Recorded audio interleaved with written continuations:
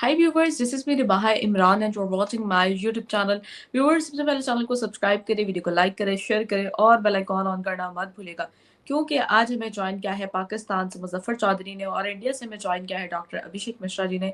दोनों ही किसी तारुफ की मोहताज नहीं है। Thank you so much Muzaffar भाई कि आपने इतने दिनों बाद हमारे व्यूवर्स के लिए टाइम निकाला और डॉक्टर साहब आपका भी बहुत शुक्रिया।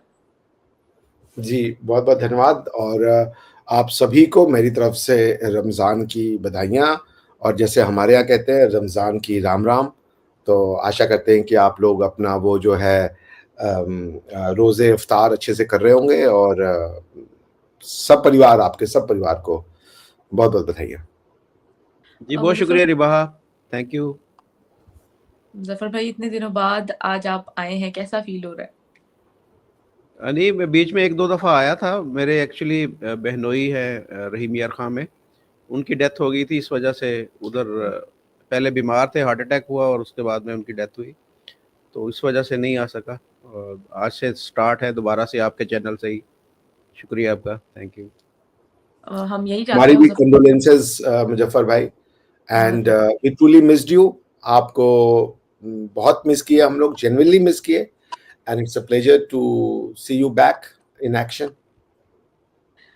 आज हम जिस टॉपिक पर बात करने जा रहे हैं बेसिकली टॉपिक बहुत ज़्यादा इंटरेस्टिंग है क्योंकि हम 2 से 3 टॉपिक्स पे बात करेंगे। सबसे पहले तो मैच के हवाले से, चैंपियन ट्रॉफी के हवाले से बात करेंगे और चैंपियन ट्रॉफी की अगर हम बात करें तो ऑस्ट्रेलिया और इंडिया का सेमीफाइनल मैच होने जा रहा है। इस पे बात करेंगे और उसके साथ-साथ पाकिस्तान जो है अब स्पेस में नज़र आएगा आप सबको। इस पे भी हम बात करेंगे और उसके साथ-साथ हमारे शहबाज शरीफ जो प्राइम मिनिस्टर है उन्होंने भी एक स्टेटमेंट पास की कि वो जो है इंडिया को पिछाड़ कर रहेंगे या इंडिया को बीट कर देंगे। ये सारी चीज़ें आज हम जो है वो डिस्कस करेंगे। तो आगाज़ हम करते हैं डॉक्टर साहब से। डॉक्टर साहब हम मैथ से आगाज़ करेंगे, न्यूट्रल मोड से स्टार्ट करते हैं, लाइट एंड मोड से स्टार्ट करते हैं।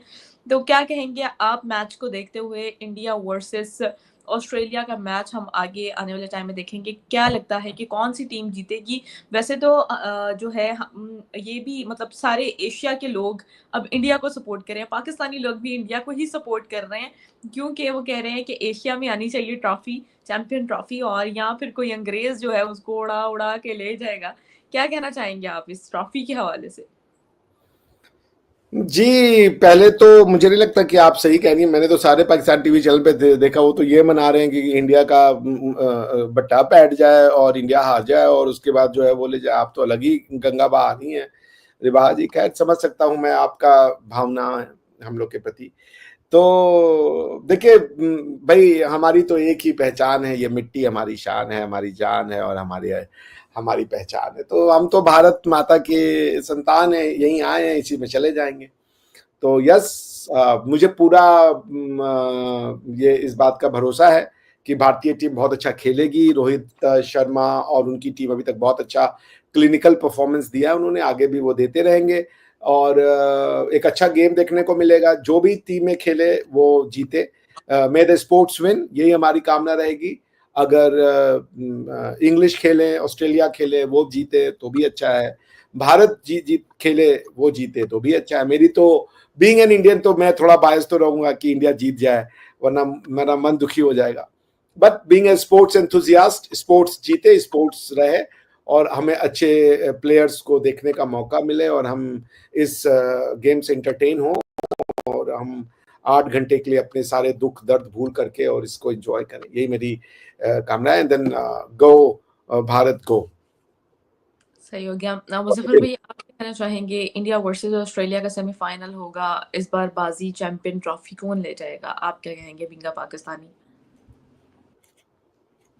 देखिए, जब चैंपियन ट्रॉफी शुरू नहीं हुई थी तो बड़े एक्साइटेड थे हम सारे पाकिस्तानी और कि जी पहले तो ये था कि इंडिया की टीम पाकिस्तान आएगी नहीं आएगी, ये ऐसे होगा वैसे होगा, क्या होगा, ये खेल चलता रहा है। फिर पता चला जी इंडिया की टीम नहीं आ रही और वो दुबई के अंदर मैचेस होंगे न्यूट्रल वेन्यू के ऊपर। फिर ये था कि चलो पाकिस्तान इंडिया का मैच तो होगा कम से कम, वो मैच भी हार गए हम और उसके बाद में न्यूजीलैंड से हार गए। बांग्लादेश वाला मैच वैसे बारिश की वजह तो पाकिस्तान टीम आउट हो गई। एक जो कहते हैं ना कि एक एक तमन्ना थी, एक आस थी, एक उम्मीद थी कि पाकिस्तान जो है सेमीफाइनल में जाएगा और दोबारा से फिर इंडिया के साथ मैच होगा, या पाकिस्तान कुछ इस वक्त दफ़ा काफ़ी सालों के बाद होस्ट बना है, कुछ एडवांटेज हासिल होगा पाकिस्तान को। लेकिन वो सारी की सारी जो ख्वाब थे, सारी की सारी जो ख्वाहिशात थी, वो चकनाचूर हो गई। तो इंटरेस्ट ही ख़त्म हो गया। यकीन माने, ये अब सारे यूट्यूबर्स इसके ऊपर वीडियोस तो बना रहे हैं कि भारत की जीत के ऊपर, और ये सारी हैं चीज़ें। लेकिन मैं ज़ाती तौर पे बताऊँ, मेरा बिल्कुल जिस दिन से पाकिस्तान टीम आउट हुई है ना, मैंने मैच देखने बंद कर दिए। कल मैंने थोड़ी देर के लिए देखा था, जब न्यूजीलैंड की बैटिंग थी, तो स्टार्ट में यही लग रहा था कि वो जीत जाएगी, लेकिन एंड में मेरे ख्याल में बहुत अच्छी बॉलिंग की इंडिया ने और उनको आउट कर दिया। और यही जो हमें नज़र आ रहा है कि इंडिया की, देखें, दोनों चीज़ें इस वक्त जो है ना, बैटिंग भी बहुत अच्छी जा रही है, और अगर किसी मैच के अंदर बैटिंग ज़्यादा अच्छी नहीं जाती, जो मेरे ख्याल में 250 स्कोर को डिफेंड करना बहुत ही एक मुश्किल काम था, कि जो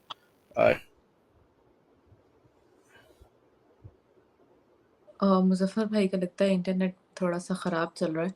जी। और डॉक्टर साहब आपसे सवाल पूछते हैं, डॉक्टर मुज़फ़्फ़र भाई आएँगे तो वो अपनी बात कंप्लीट करें। आ ठीक गए, है, वो आ गए, मुज़फ़्फ़र भाई आ गए, मुज़फ़्फ़र भाई आ मुज़फ़्फ़र गए। भाई आप कंटिन्यू करें। जी, मैं ये कह रहा था कि ये बैटिंग तो हमेशा से हमने देखा कि इंडिया की आउट क्लास रही है। दुनिया के बेहतरीन बैट्समैन हमेशा इंडिया की टीम में रहे। बॉलिंग में भी अच्छी परफॉर्मेंस रही, लेकिन जितनी अच्छी परफॉर्मेंस अब आजकल भारत दिखा रही है दोबारा से चैंपियन ट्रॉफी के अंदर भी, और उससे तो यही लग रहा है कि वो ये जो मैच है, ये ऑस्ट्रेलिया को मेरे ख्याल में जो कहते हैं ना कि ऑस्ट्रेलिया की टीम भी अच्छी है, लेकिन ऑन द पेपर भी अगर देखा जाए और ग्राउंड के अंदर परफॉर्मेंस को भी देखा जाए, तो मेरे ख्याल में इंडिया का पलड़ा भारी होगा कल वाले मैच, और यही नज़र आ रहा है कि इंडिया फाइनल में जाएगा अब। और फाइनल का देखें, अब फाइनल जो होता है ना, उसमें कुछ नहीं कहा जा सकता कि क्या होगा क्या नहीं होगा। ये एक चंद जो बॉल की गेम अब ये रह चुकी होती है। आपको पता है कि कोई अगर जल्दी को खिलाड़ी आउट हो जाए या अर्ली विकेट मिल जाए तो कुछ भी हो सकता है। लेकिन बहरहाल कल का जो मैच है वो मुझे उसमें 70-30 मैं ये कहूँगा कि इंडिया 70% उसके जीतने के चांसेस है, और 30% जो है वो ऑस्ट्रेलिया के चांस है उसमें। जी। सही हो गया। अच्छा मुज़फ़्फ़र डॉक्टर साहब आपसे मैं सवाल करूँगी कि अब पाकिस्तान भी जो है, आप पाकिस्तानियों को भी स्पेस में देखेंगे, चाइना के थ्रू जो है हम स्पेस में जा रहे हैं। क्या कहेंगे आप हमारी इस अचीवमेंट पर? जज़ाकल्लाह, सुभान अल्लाह, माशाअल्लाह, बहुत बढ़िया जी, कभी नहीं हुआ ऐसा। You are special. और मैं तो जहाँ तक मुझे पता है पाकिस्तान खुद स्पेस पे है। पाकिस्तान इस जहाँ का देश है ही नहीं, ये एक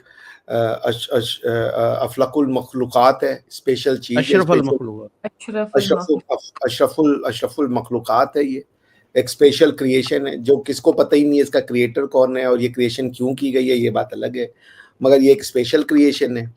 आपने अलग ही बात कर रखा है, आपके अगर कॉन्स्टिट्यूशन की प्रियम्बल को हम पढ़े तो आपकी बात ऊपर वाले से हुई है, उन्होंने आपको इस पे राज करने का मौका दिया है। खैर, तो भाई आप स्पेस पे जाएं, मेरे ख्याल से पाकिस्तान ही चांद है, चांद का टुकड़ा है पाकिस्तान।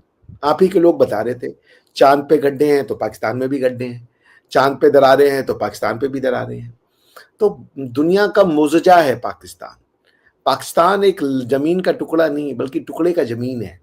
आप समझ रहे हैं इसका क्या मतलब हुआ? मैं नहीं समझा, क्योंकि वैसे ही पाकिस्तान को कोई नहीं समझा।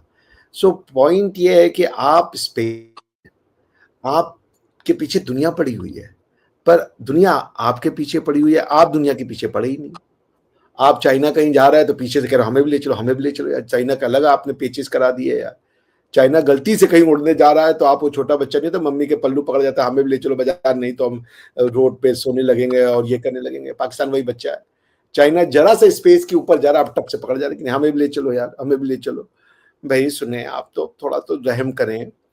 आप पहले मेरे ख्याल से देखें, पहले आप आतंकवादी भेज लें चांद पे, फिर उसके बाद स्पेस में भी 3-4 बम ब्लास्ट करने के लिए भेज दें।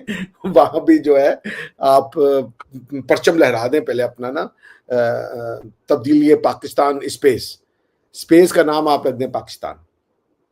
वहां सिर्फ आप रहेंगे, और जो आपकी बात नहीं मानेगा बम चढ़वा देंगे उसको आप। मुझे तो ये भी बड़ा अच्छा ही लग रहा है कि पाकिस्तानी स्पेस में गया प्रणाम। I mean we are waiting for that day to happen. आप ये कर दीजिए बस, आंखें बंद हो जाए उस दिन हम लोग की चैन से। जी रिबा जी, यही कहना है मेरा। Very funny sir, very funny. तो अच्छी बात तो कही मैंने यार, पाकिस्तान की अचीवमेंट है।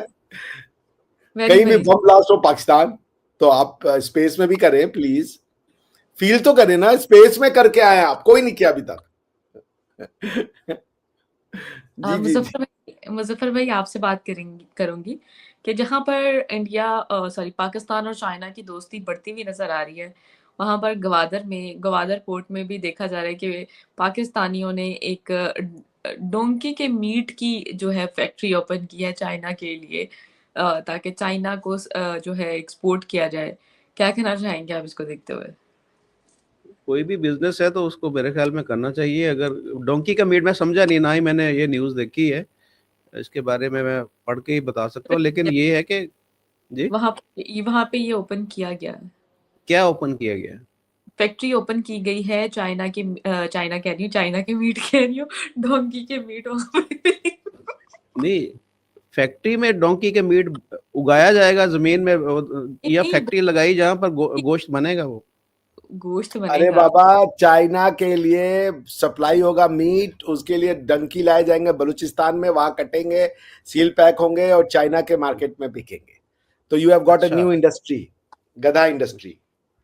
अच्छा, नहीं मेरे नॉलेज में ये न्यूज़ नहीं है, मैं पहले देख लूं फिर इसके ऊपर मैं बात करूंगा। चलिए ठीक है, आप फिर इस पे तब भी बात कर लीजिएगा, लेकिन अगर हम बात करें पाकिस्तान के अचीवमेंट के हवाले से तो उस पर आप क्या कहना चाहेंगे? इस बारे में? पाकिस्तान की अचीवमेंट हो गई ना, स्पेस में जा रहे हैं आप लोग चाइना के साथ। हाँ हाँ क्या बिल्कुल। मुजफ्फर भाई, आप तो ऐसे न थे। नहीं मुजफ्फर नहीं भाई आप फारिग हो गए? नहीं नहीं, फारिग नहीं हो गया मैं। आप देखें ना, जो न्यूज़ मेरे पास कोई रेफरेंस ही नहीं ना, मुझे पता है कोई खबर के बारे में, रिबाहा क्या जी अपने खबर है आप क्या में नहीं। एक न्यूज सेंटर है। रिबाहा जी जी, ने बोल दिया वो न्यूज है। एक है बीबीसी, दूसरा है रिबाहा बीबीसी। आप समझ रहे हैं? थैंक यू सो रिबाहा मच। बीबी न्यूज कॉर्पोरेशन जो है वो अलग ही चल रहा है। थैंक यू, नहीं, थैंक मैंने देखे ग्वादर के अंदर मैंने कोई इस तरह की खबर नहीं पढ़ी, मैंने नहीं देखी इस तरह की खबर के वहां पर यू। फैक्ट्री लगी है जहां पर डंकी का मीट जो है वो एक्सपोर्ट किया जाएगा। जी, अगर देखें जी अचीवमेंट का दिखा बात देना वो, आप एक मिनट गूगल पे सर्च करके, भाई मैं हाँ, देखता हूँ। मुझे चले हम इसको कंटिन्यू रखते हैं, आप मुझे यहीं पे कोई वो मैं रेफरेंस भेजें, मैं अभी चेक करता हूँ। मुस्तफा भाई, वो सवाल ये है कि पाकिस्तानी, अभी जैसे मैंने डॉक्टर साहब से भी पूछा कि पाकिस्तान के अचीवमेंट के हवाले से आप क्या राय रखते हैं कि पाकिस्तान अब स्पेस में हमें दिखाई देगा, जो कि पाकिस्तान के लिए एक बहुत अच्छा इनिशिएटिव है। हमारे तारड़ साहब जो हैं वो, उन्होंने भी इस पे बड़ी अच्छी स्पीच की कि पाकिस्तान जो है अब नाउ जो है वो स्पेस में होगा और पाकिस्तान साइंस एंड टेक्नोलॉजी में बहुत तरक्की कर रहा है।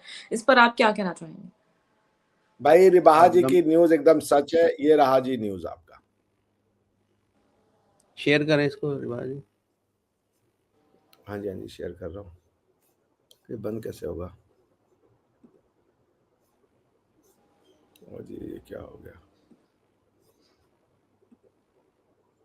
Pakistan opens first donkey slaughterhouse in Gwadar to meet Chinese demand, reports. और ये न्यूज है 22 फरवरी 2025 की। Money control is the most trusted website.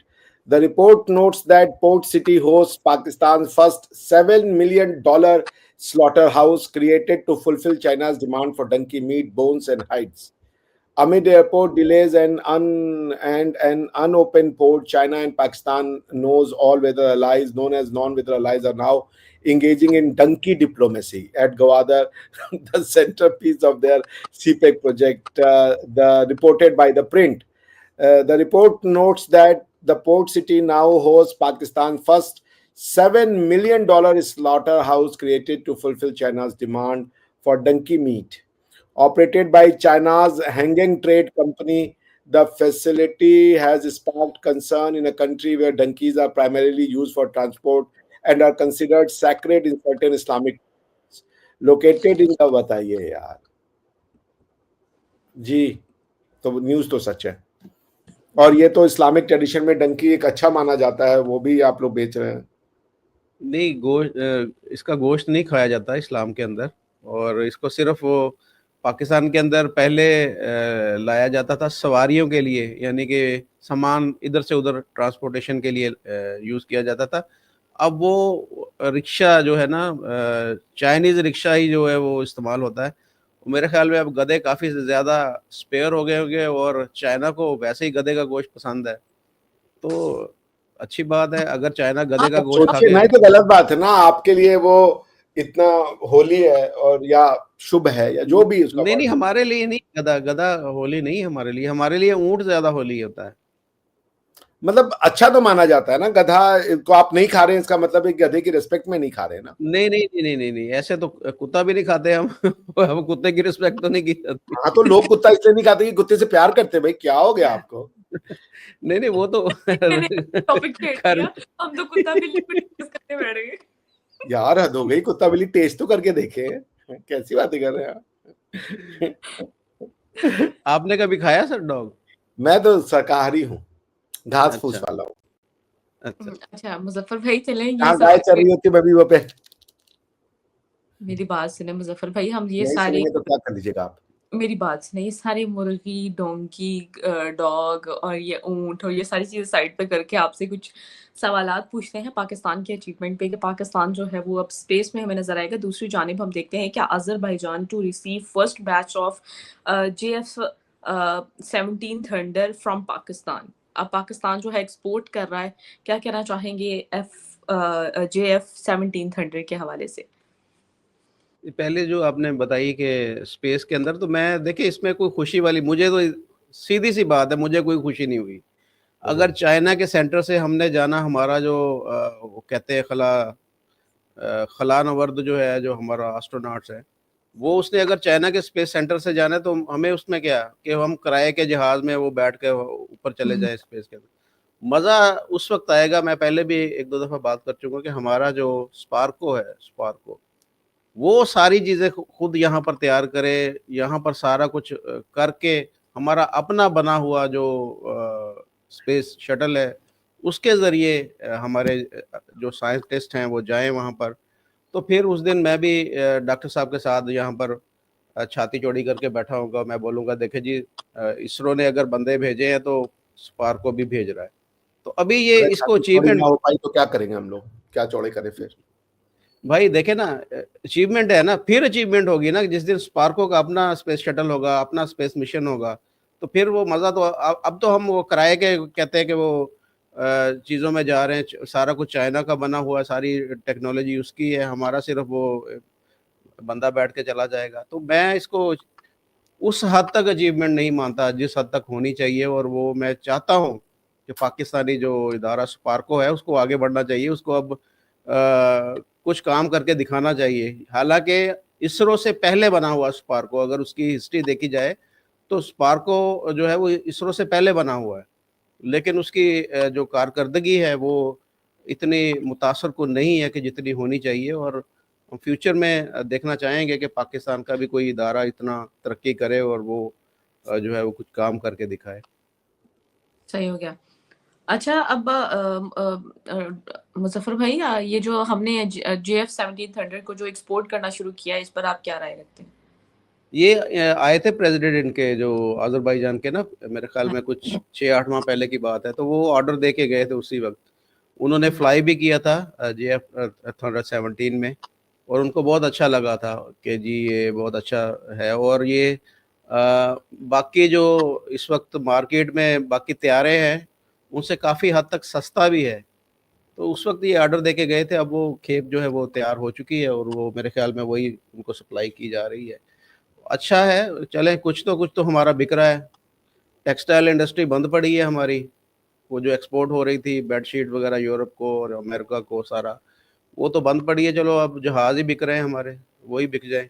लेकिन ये है कि सारी चीज़ों के ऊपर फोकस होना चाहिए, सारी चीज़ें ठीक होनी चाहिए। सिर्फ ये नहीं कि एक चीज़ बिक गई है और बाकी 10 चीज़ें जो है वो अभी ख़राब पड़ी हैं।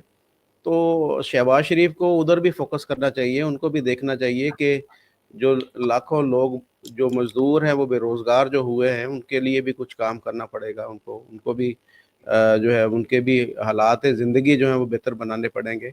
तो फिर ही मैं मानूँगा जब पाकिस्तानी आम पाकिस्तानी खुशहाल होगा ना, तो फिर मज़ा फिर आएगा, फिर हम जो है वो कहेंगे कि शहबाज शरीफ वाकई काम कर रहे हैं या कोई हुकूमत जो है वो अच्छी कारकर्दगी दिखा रही है। अभी तो फिलहाल तो मैं क्योंकि फैसलाबाद के अंदर हूँ, मैं टच रहता हूँ, देखता रहता हूँ और मेरा टेक्सटाइल के साथ रिलेशन भी है, तो काफ़ी लोग बेरोज़गार हैं यहाँ पर। हज़ारों की तादाद में लोग बेरोज़गार हो चुके हैं अभी पिछले कुछ दिनों में। कुछ टेक्सटाइल यूनिट जो हैं काफ़ी बड़े-बड़े बंद भी हो गए हैं। वजह सिर्फ यही है कि हुकूमत की कुछ पॉलिसीज़ हैं वो ठीक नहीं है, जो रॉ मटेरियल काफ़ी महँगा है, बिजली के रेट बहुत ज़्यादा हैं और ऑर्डर उस हिसाब से मिल नहीं रहे यूरोप से और अमेरिका से, तो फिर उनको मजबूरन यूनिट बंद करने पड़ रहे हैं। तो इसके ऊपर काम करने की ज़रूरत है, इसको देखने की ज़रूरत है, तभी जो पाकिस्तान तरक्की करेगा। सिर्फ ये चंद जहाज़ बेचने से मेरे ख्याल में इकॉनमी हमारी ठीक नहीं होगी, उसके लिए एक भरपूर काम करने की ज़रूरत है। बिल्कुल मुज़फ़्फ़र भाई, और हर फ़ील्ड में हमें ग्रो करना चाहिए और जिसके लिए हमें अपनी तरफ से भी कोशिश करनी चाहिए, और हमारी अपील भी है हमारी गवर्नमेंट से कि वो इस पर तेज़ी से वर्किंग करें।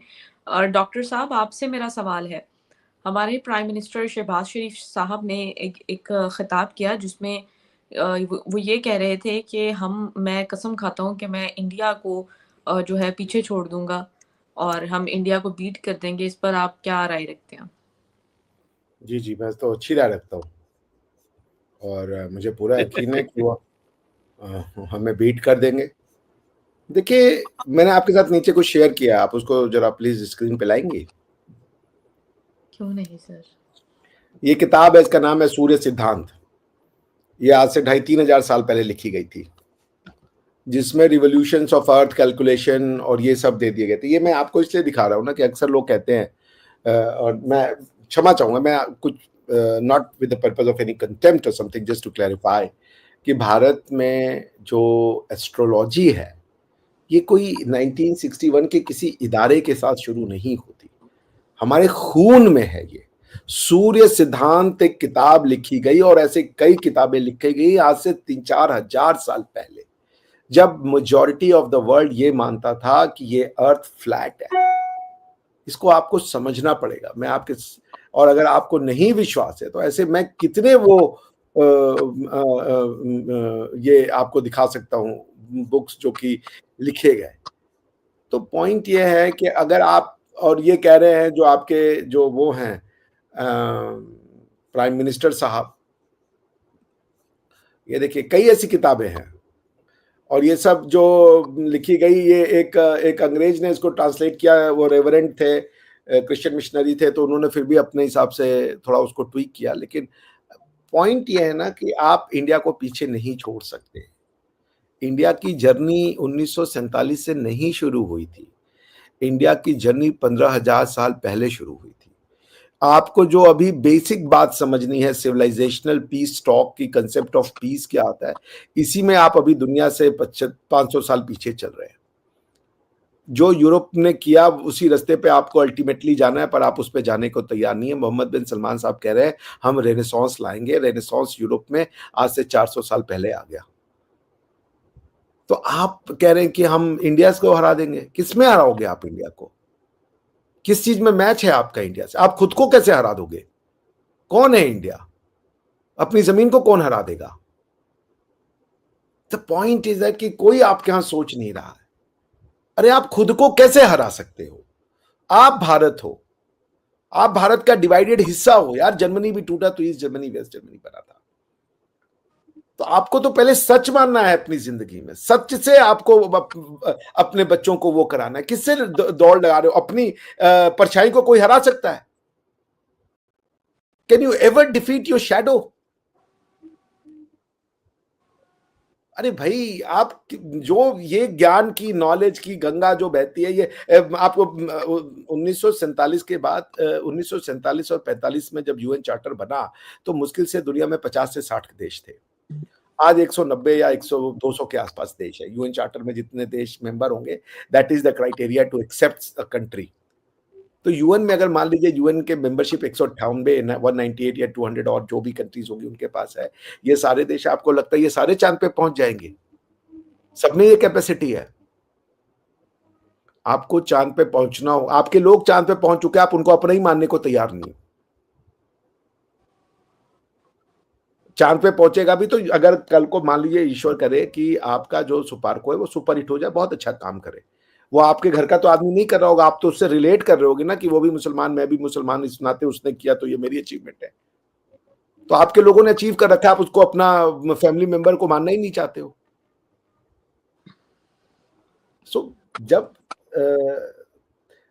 ताले लगा दिए हों दिमाग पे और उसकी सुरक्षा के लिए जब न्यूक्लियर वेपन बैठ जाए कि खबरदार ये ताले दिमाग पे खोल मत देना वरना हम न्यूक्लियर वेपन चला देंगे, तो आपसे कोई जीत ही नहीं सकता, ना आप किसी से हार सकते हो, आपके साथ कोई मैच में नहीं है। किससे मैच कर रहे हो आप और क्या मैच कर रहे हो आप? आपको बेसिक सी बात ही समझ में नहीं आ रही है यार। तो पॉइंट है कि हम सब चाहते हैं पाकिस्तान अच्छा कंट्री बने, पाकिस्तान डेवलप करे, हमें क्या प्रॉब्लम होगा भाई? यूरोपियन यूनियन भेजता है अपना स्पेस मिशन तो हमें दुखी होता है, चाइना भेजता है तो हम दुखी होते हैं, रशिया भेजता है तो हम दुखी होते हैं। सारी दुनिया स्पेस लॉ अगर आप पढ़ेंगी ना, लॉ ऑफ स्पेस पढ़ेंगी, उसमें ट्रीटी है कि स्पेस में इंटरनेशनल आइडेंटिटी एग्जिस्ट ही नहीं करती। जो आईएसएस है इंटरनेशनल स्पेस स्टेशन, उसका आधा भाग रशिया ने बनाया है, आधा भाग अमेरिका यूरोप ने बनाया है, वो कंजॉइंट चलता है। दुनिया ऊपर आप जाएंगी तो आप पाकिस्तानी रहेंगी ही नहीं as per the law, because as per the outer space treaty वहां पे नेशनलाइजेशन या कंट्रीआइजेशन करना या पॉलिटिसाइजेशन करना बार्ड है। आप वहां जाके मानव बन जाएंगी, एक पाकिस्तानी कभी नहीं पहुंच सकता। अगर आप अपने आप को मानवता से जोड़ती हैं तो आप मानवता की जीत में खुश होंगी। सो पॉइंट ये है रिबाहा जी कि अनफॉर्चुनेटली सब प्लान और स्टेज करके ना ज्ञान नहीं मिलते हैं। ज्ञान के लिए कड़वा घूंट आपको पीना पड़ेगा, आपके समाज को पीना पड़ेगा। नहीं पीजिएगा, आपकी मर्जी है, जिद कीजिए और उसी रास्ते पे जाइए। हम इसको हरा देंगे, माई की इलाह करके हरा देंगे, उससे कुछ नहीं होगा। क्या हम भारत को शिकस्ते फांसी दे देंगे? पता नहीं क्या देना है भाई, किस लिए शिकस्त फाश क्या होता है? ये पर्दाफाश सुना है मैंने, शिकस्ते फाश तो मैं पहली बार सुना। तो किसको हराना चाहते हो आप? ऑस्ट्रेलिया और न्यूजीलैंड में भी लड़ाई होती है, ऑस्ट्रेलिया और यूके में भी लड़ाई होती है, वो भी एशेज खेलते हैं।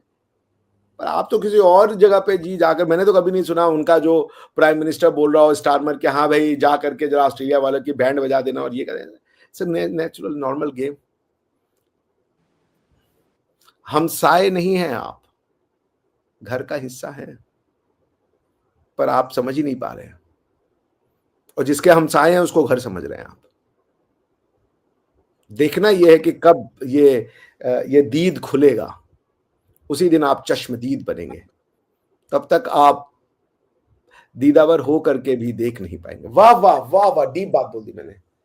चलें मुजफ्फर भाई, आप क्या कहना चाहेंगे इस बारे में, हमारे प्राइम मिनिस्टर शहबाज शरीफ की स्टेटमेंट के हवाले से? देखिए, किसी को पीछा छोड़ देना, ये मैं समझता हूँ कि ये कमाल नहीं है। ये मैं इस स्टेटमेंट से मैं समझता हूँ कि मुझे कम अज़ कम मैं तो इतराज़ करता हूँ कि ऐसी स्टेटमेंट नहीं होनी चाहिए थी। ये कहते हैं कि हम मिल के लोगों का भला करें, हम मिल के इस तरह का काम करें कि जो पूरे देखें ना, ये आबादी देखें इंडिया की, पाकिस्तान की आबादी अगर देखा जाए मिलाकर तो 1 अरब मेरे ख्याल में 75 करोड़ के करीब शायद, मेरे ख्याल इतनी होगी। और पूरी दुनिया का शायद ये एक सबसे बड़ा हिस्सा यहाँ पर ये दोनों अगर मुल्क की आबादी को काउंट किया जाए तो है। तो ये कहना ये यहाँ पर ये होना चाहिए था कि हम मिलकर लोगों की फलाह के लिए काम करें, लोगों की तरक्की के लिए काम करें, लोगों की भलाई के लिए काम करें, ये इलाका कैसे डेवलप हो उसके लिए काम करें, किस तरीके से लोगों का मेयार ज़िंदगी जो है वो बेहतर हो सके, किस तरीके से भूख ख़त्म हो जाए, यहाँ से अफलास ख़त्म हो जाए, यहाँ से बेरोज़गारी ख़त्म हो जाए, यहाँ से जो क्या कहते हैं, भारत खत्म हो जाए। नहीं भारत खत्म